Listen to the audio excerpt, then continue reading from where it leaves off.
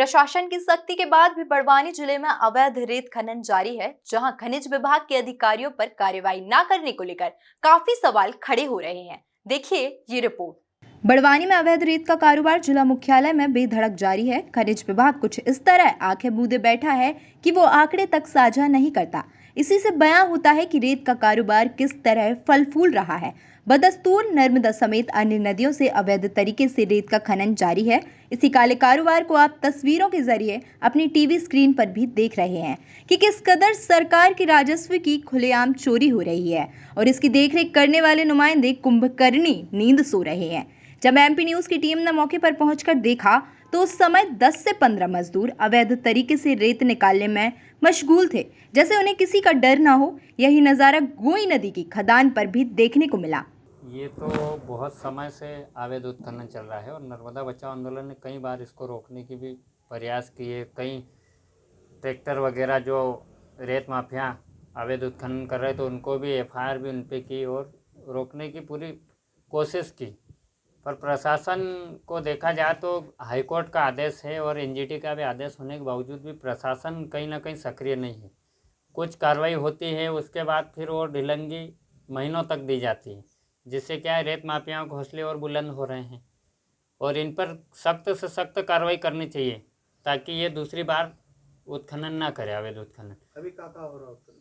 अभी गोई नदी है, यहाँ पर पिपलुद में भी चल रहा है, बड़दा जैसा। मतलब ये नर्मदा पट्टी में आप कहीं भी देख लो तो कहीं से भी आपको ऐसा तो हो नहीं कि किसी रोज़ भी आपको वाहन नहीं दिखे। कहीं डंपर दिख रहे हैं तो कहीं काली रेत के ट्रैक्टर चल रहे हैं या बालू रेत के ट्रैक्टर चल रहे हैं, मतलब लगातार धड़ल्ले से। अभी बीच में अखबार में हमने देखा कि एसडीएम साहब ने कार्रवाई की थी, 2-3 बार हमने देखा था अखबार में जो आया था पढ़ा, पर खनिज विभाग का तो कहीं से कहीं तक अभी नाम नहीं आता कि इतनी कार्रवाई की कि ये कार्रवाई की है।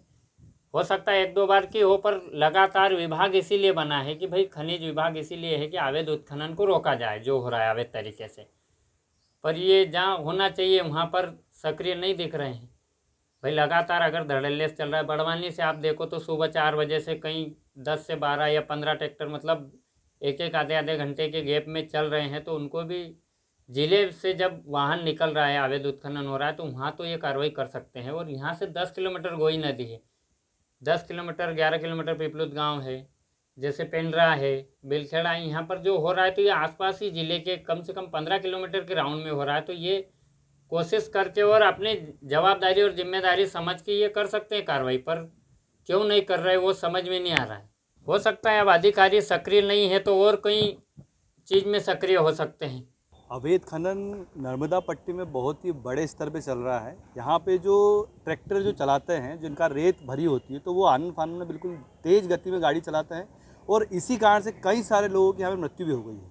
एक मेरे घर के सामने का ही केस है जहाँ पे एक टीचर थे, वो अपने व्यक्तिगत कार्य को लेकर वहाँ जब बात कर रहे थे तो पीछे ट्रैक्टर आया और उनको पूरे कुचल के निकल चुका है। ऐसा एक केस नहीं, कई सारे केस है जिसमें कई सारे लोगों को मार डाल दिया गया है इस रेत खनन के कारण से। ट्रैक्टर जो है सीधी बिल्कुल तेज़ रफ्तार में आती है और अगर वो गाड़ी नहीं साइड में अगर नहीं हटाते तो उसके ऊपर से चला के निकल जाती है। इसके संबंध में हमने पहले भी आवेदन दिया था लेकिन कोई कार्रवाई नहीं हुई है। कभी कभी ऐसा भी लगता है कि सभी की साठगांठ होकर ही ये सब काम चल रहे हैं, क्योंकि नर्मदा पट्टी में अभी से नहीं बहुत पहले से काम चल रहा है।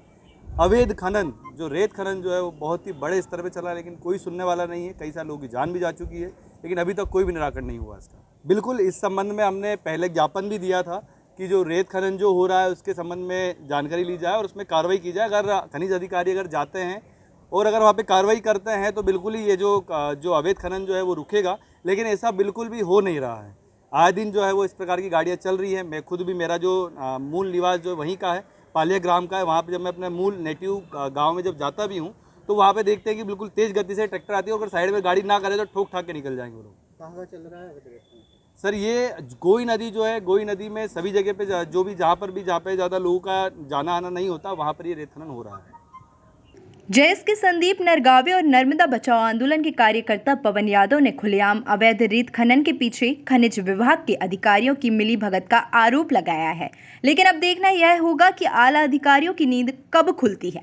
Bureau report, MP news, Barwani.